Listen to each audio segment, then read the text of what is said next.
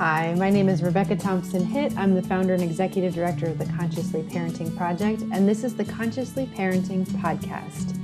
We're going to be talking with parenting visionaries, professionals, and parents to guide you and inspire you to be the most connected parent you can be.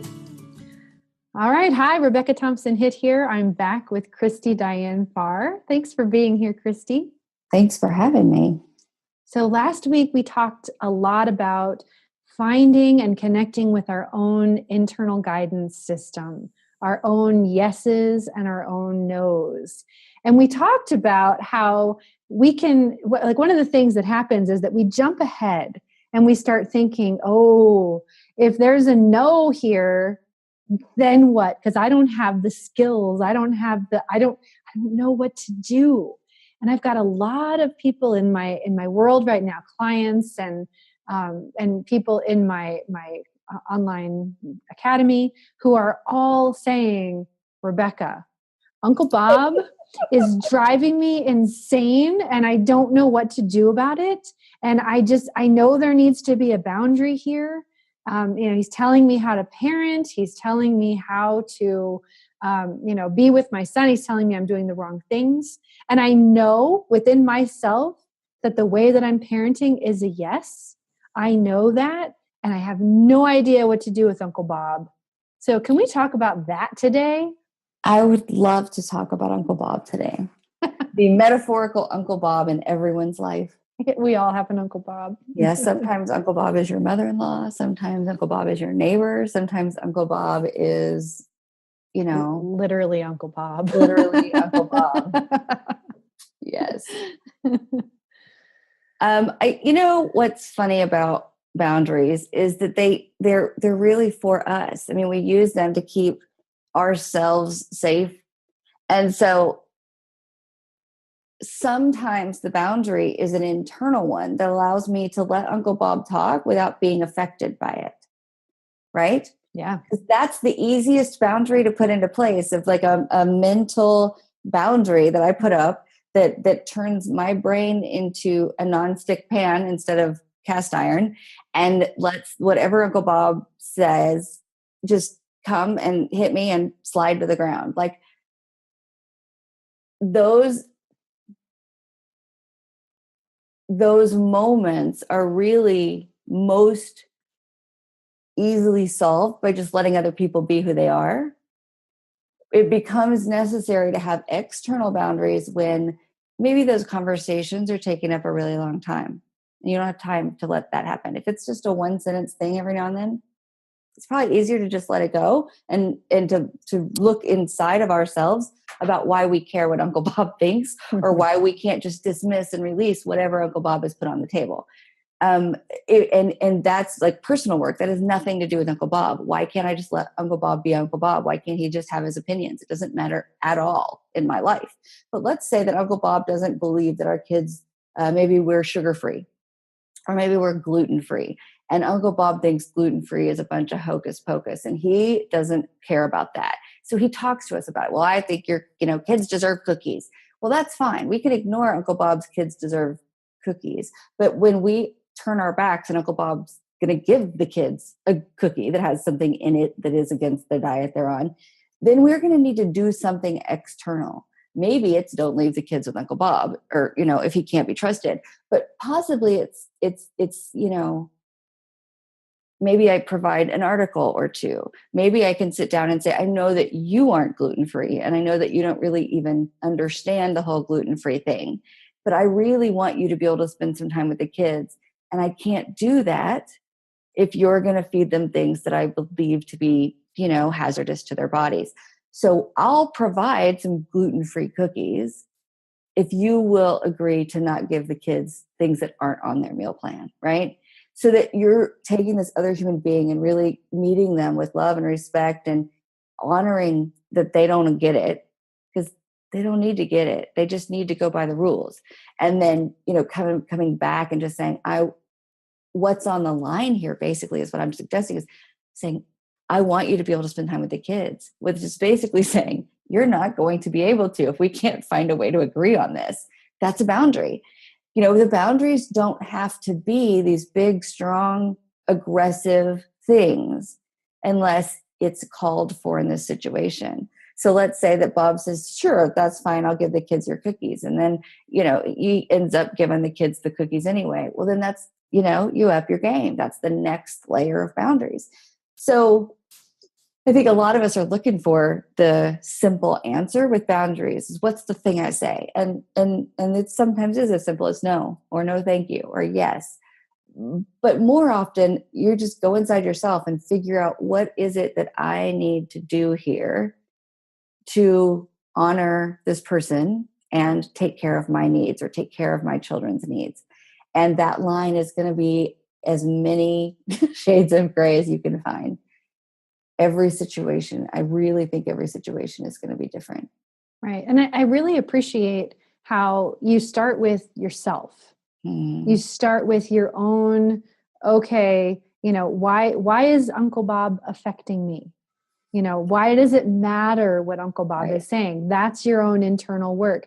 One of my Academy members is writing for my blog now. And she wrote an article about this because, again, I said it's very much in the air.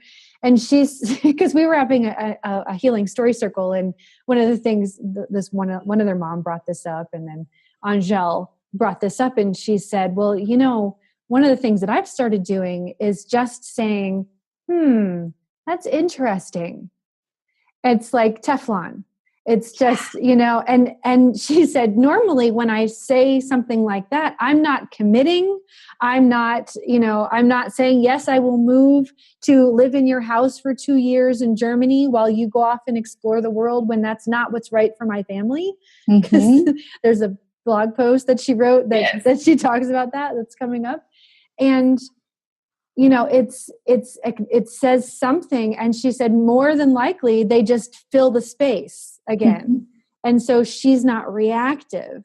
And so like a first layer may be just something like that within yourself, and just that's interesting, Christy. Right. Yes. I am. And the other ones are, we can talk about that. So you're not talking about it right now. You're proposing that if this insane idea should continue to perpetuate in your brain, we can talk about that. Another approach is, let me think about that and I'll get back to you. And then I don't have to get back to them, but if I would like to get back to them, I've at least taken some time to figure out what my red alert alarm is in my body. I've figured out what I need to say. I can go away and figure out what is the truth for me. And I can figure out the strategy that I need to utilize to continue this conversation. A lot of times this is, again, about that internal work. An example I'm feeling like for clarity is sometimes we have a big, strong reaction because something happened with us, right? Something happened in our own childhoods. Maybe we had food sensitivities and we had parents who didn't honor them. And so we feel really betrayed by that. Well, that isn't Uncle Bob's doing, right? So we have to figure out why we're having this big, as if gasoline was poured on top of me and I was lit on fire kind of response. And then moving into, do I even need a strategy for this situation? Because a lot of times we don't. We need a strategy for our reaction. We don't need to do anything with that person. And then if we do need to do something with that person, we want to make sure we're acting out of what's really happening, not what's happening plus our history. Right? Right. Yeah. I need to deal with Uncle Bob as Uncle Bob, not Uncle Bob plus the parents who betrayed me when I was growing up. We want to make sure that we're giving Uncle Bob a response that's appropriate for what he's bringing to the table, not him and everyone before him. Right. And I think that that's really important. If your reaction feels out of proportion, then it's not just about Uncle Bob. Right. It's about something else. It's about something that belongs to you. Right. And so that's that. Okay, let me pull back. Let me think about that.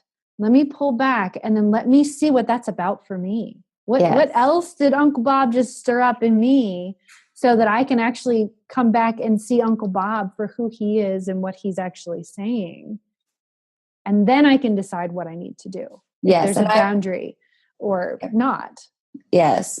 And I've used a scale of 1 to 10 often to help people understand this. If you're dealing with a parenting situation and it feels like a 10, but you can cognitively understand that this is probably a 2, then your number one job is to pull away and figure out where the other 8 came from. Right. And I have had that happen so many times that, even Diani will say to me, she'll just like get me by the shoulders and get me alone in the room. And she's like, hey, what's going on? Because she can see very clearly from outside that I'm having a big, huge reaction compared to what she imagines is suitable for this actual scenario. So that's a big clue for us, is to think, is this, if this was happening, if I was outside of this situation, would I think this was as big as it feels right now? And all of the excess is completely ours to tend. When we do that, we figure that out, we take it to you, take it to me, take it to our partners, whoever it is we're working through things with. And we get the history separated from this moment, then we can deal with this moment. And sometimes even we'll find that there's something we need to do to deal with the history, but they are two separate things. Going to battle with Uncle Bob about metaphorical cookies is not going to solve the history you have with your parents, or the fact that your husband keeps slipping the kids gluten-filled cookies. Like this is not the place to take that battle. So. Right. And I think it's important to just recognize that, in any situation, it's wherever we go, there we are. So our history comes with us. Yes. And so here we are, we're with Uncle Bob, but it may not just be about Uncle Bob right here. It's almost never just about him. Right. Almost never. If you're coming back and you're saying, oh my God, Uncle Bob, then what else is there for you? Yeah, Uncle Bob may be crazy. I don't know. I can't make that determination. But, okay. I love your scale. I love that idea of, does it feel like it should be a 2 and it seems to be a 10, and where did the other 8 come from? Yes.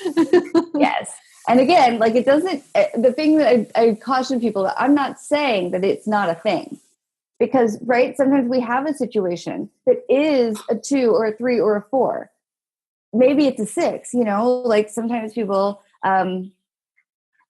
sometimes things happen that need to be dealt with, but when they aren't intensified by our history, we are most well served to separate the two and deal with what's here. It may mean going to Uncle Bob and saying, if you can't honor our guidelines, then you just can't spend time alone with the kids. That may happen. But imagine Uncle Bob, and let's pretend it's, grandparents, right? That's a really hard conversation. Let's say that there's something going on with a teacher and the teacher won't honor the boundaries. Well, then we have a really big problem on our hands. We're going to need to do something that's fair, but it doesn't serve us or whoever we're advocating for to come at it with all of this history. Those wounds are best tended instead of used as fuel. Right. And so when we're coming back, so we're stepping back, we're looking at what's happened with Uncle Bob, and we're figuring out what belongs to us. Mm-hmm. And then we're going back and we're looking at what's actually happening with Uncle Bob. And then is there something that needs to be said or done? Yes. Is there a boundary? Because sometimes there really is. Sometimes Absolutely. There are safety issues. Sometimes I've seen this so much with my clients, right. Grandma's taking the kids and, not using seatbelts and, right. On and on and on and on and on, Yes. There are times when, and I always go back to, is it a safety issue? Is it a safety huge issue? Question. Yes. Is it a safety issue? And then even is it like,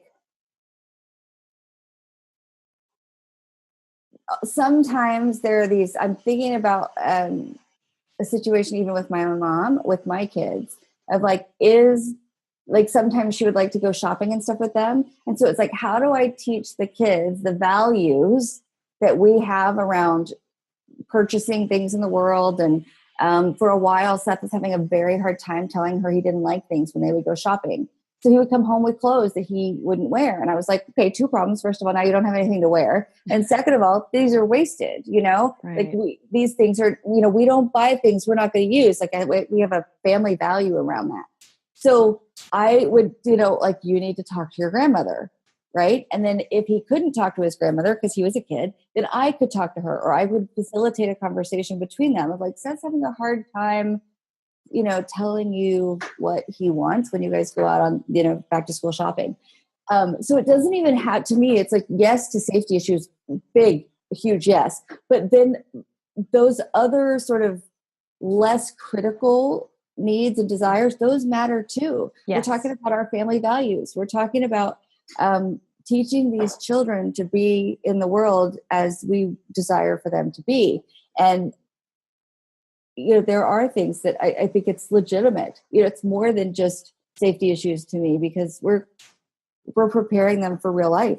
Let's say that you have a grandparent who's telling racist jokes. Well, no, we don't do that in front of the kids. Your beliefs are your beliefs, but like, we are open-hearted, open-minded, people who deeply value diversity, and that's unacceptable to give them as guidance. These things matter too. That's not a safety issue, but it is very important. Well, I think it's an emotional safety issue. Yes, absolutely. I think a lot of those things fall into that category, and they are just as important. I think for a lot of people, just even recognizing that a safety issue requires a response, it requires a boundary.